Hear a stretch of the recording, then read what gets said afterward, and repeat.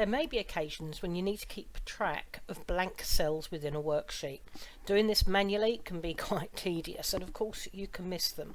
So a quick way of doing it with conditional formatting, first of all, is to select the data. So I'm going to do that with Control, Shift and End.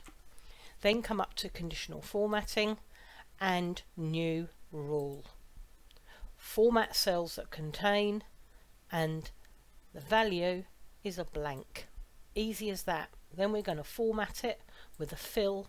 I'm going to choose red, click on OK, and there you are. So now if we have a name that goes in, the cell is no longer blank, but if the data changes to be a blank, then of course the cell goes red. It's quick and easy as that. Hope you enjoy using and learning about that new skill.